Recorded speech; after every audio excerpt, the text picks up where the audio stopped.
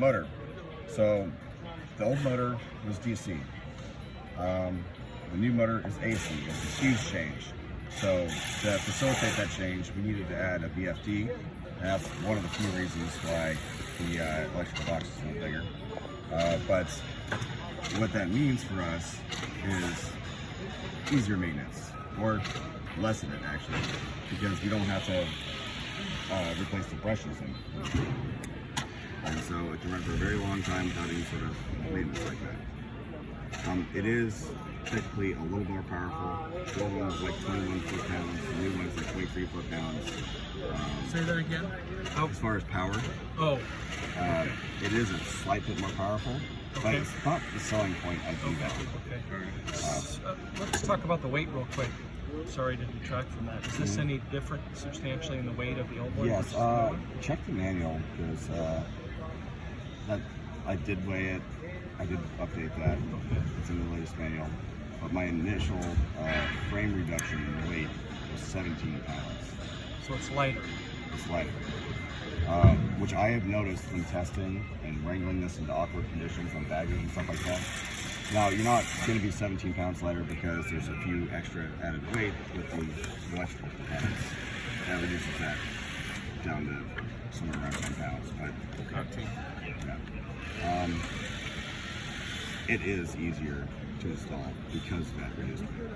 And did I hear Craig say that it's aluminum in places now? All you see right here is this is aluminum, this is aluminum, this is stainless right here, just as a reinforcement strut. So it's aluminum and stainless. I was very cautious about what threads went into, because I knew some of the assembly team would just want to, and later on down the road as well, would just want to gorilla tight things. And so that's why any threads, say on the frame, going into inserts, threaded inserts that are made to be very, very tough. And any thing going into the frame itself, this frame is not our normal 6061. 6061 aluminum is very tough. It's a great aluminum for general purpose use. But I went a little above and beyond, and this is 7075 aluminum. This is the same stuff they make AR-15 receivers out of in a lot of high-end aircraft components. This is almost got the same kind of tensile strength as cold-rolled steel. So it is a lot harder to strip than standard aluminum because there's a lot of threads going. So, is there anything painted anymore? No.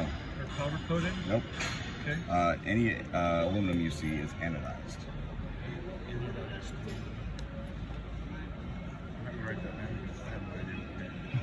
It's a simple coating.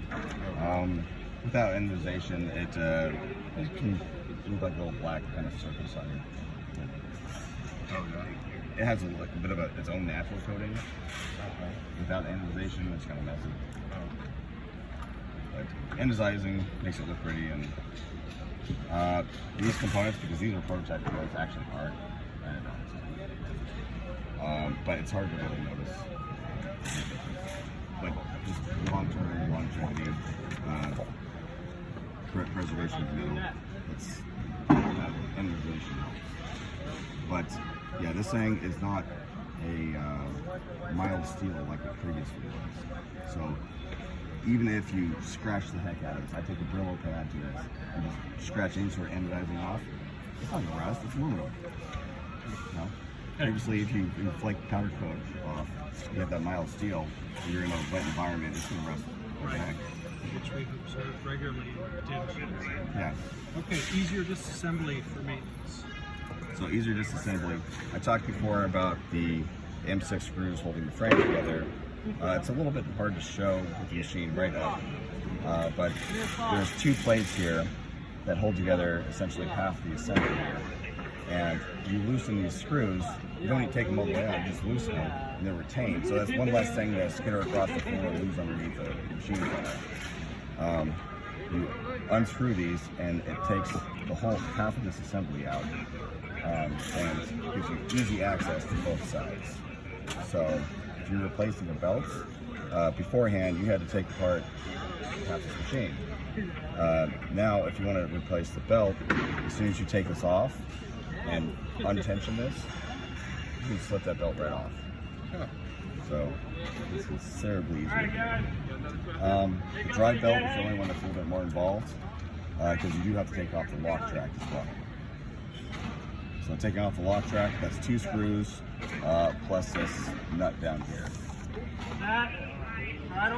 So that's a little bit more involved, but that goes up through the machine. Yeah, I mean. Okay, alarm light. Talked about that. Yes, alarm status light. It's all the same color. Error messages. There are different error messages, but in general doesn't blink unless something's wrong. Okay. Communication verbal correction. Pick up on your dead So hand. yeah, we have essentially a communication in and a communication out. The communication guys. out is the alarm. Nice and easy together. Port. Oh, so we wait. have a dry contact relay. It'll handle high voltage 6 amps, and they can run what they need through there and back out to communicate with their machine. So, if say they have a safety circuit or something from their bagger, they can run it in through the alarm port, and this will trigger the relay, both normally open and normally closed. So they can set it up how it needs to communicate. So that means if they need to turn the circuit on or if they need to cut the circuit, they have the choice. Hang on, we got to pause here.